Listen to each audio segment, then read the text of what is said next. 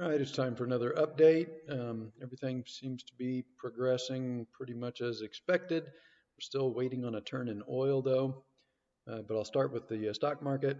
Um, this was the initial thrust out of the what I believe is an intermediate cycle low, and we've got some sideways churning here as as the market works off the short-term overbought condition, and the short-term sentiment got a little excessively bullish right here. So we needed to go sideways a little bit, make traders, think that this was a top and that the market was going to turn and go back down, which it's not.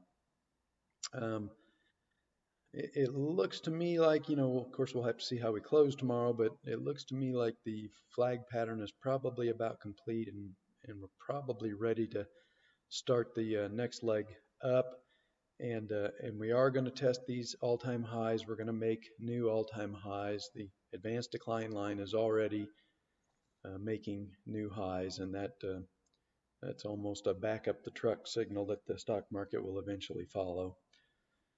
Um, so, still very, very, very early in this new intermediate cycle. They can rally for anywhere from 12 to 20 weeks before topping, and since the low was made back here on Monday, then this was actually the last week of the previous intermediate cycle. So this is only week one of a new intermediate cycle. So we should have a long ways to go yet. Moving on to oil. Um, look promising this morning, but I want to see how the weekly charts close. If oil can recover and close up here maybe above $54, that'll turn the weekly charts fairly bullish with a couple of reversal candles. Let me show that to you. All right, so a close, let's say up here around 53.50 to 54 would make a long tail here, and then we'd have two of these reversal candles, and at that point, I might be ready to try a long trade in energy, but um, if this is what the oil market looks like on Friday, then I'm still not ready to pull the trigger. I'd have to wait a little longer and get some more evidence that we've got a bottom before uh, trying to enter the energy market. So still just sitting on the sidelines in the energy market. And finally, moving on to gold. The, I said at the time that I didn't think we were going to get through this resistance level on the first try. We'd have to pull back. We have. We're trying again to get through this resistance at 1350.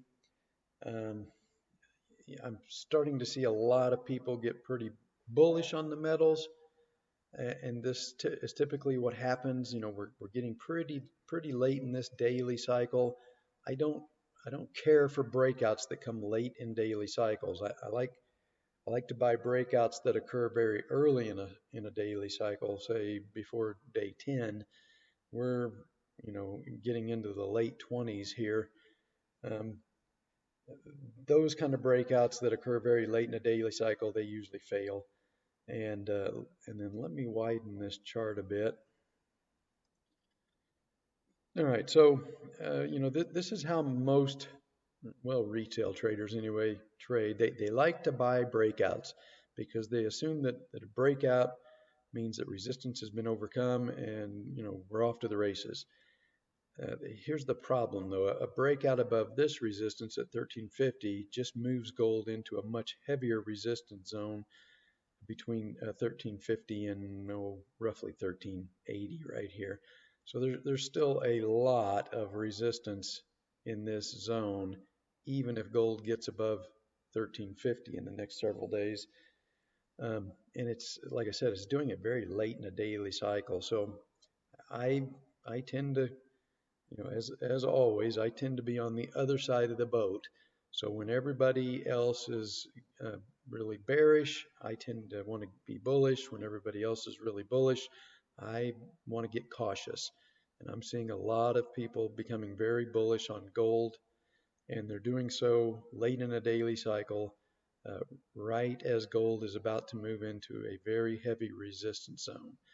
My guess is that gold is probably not going to get through this resistance zone here between 1350 and 1380 on the first try. So while this would be a bullish development to break out above 1350, I expect we're probably going to have to retest this from the upside. So what I would think would happen was we would get move up into this resistance zone. Maybe we come up here and test this 1370 to 1380 level. Everybody starts to pile on because at that point their emotions are giving them the all clear signal, and that's the point at which I'm becoming more and more nervous. The more bullish the retail crowd, the gold bugs become, the more nervous I become. And then at that point, I think we would probably get a dip down into a daily cycle low that would come back and maybe test this resistance zone, which should act as support.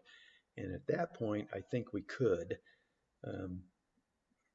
break through this resistance zone here that's been blocking gold for the last 3.5 years.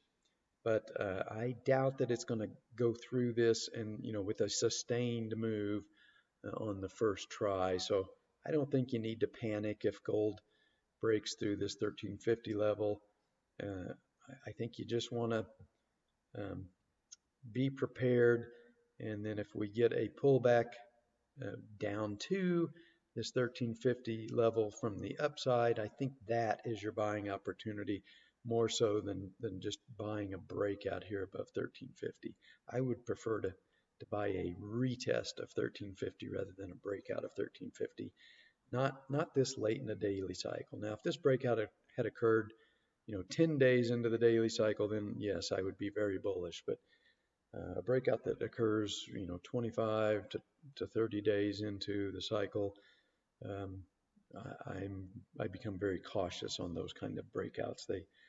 They typically aren't sustained, and either price has to come back down and test that resistance as support, or they just fail very quickly, and then you get caught buying at the top, and that's just what most retail traders do. They buy at tops, they sell at bottoms.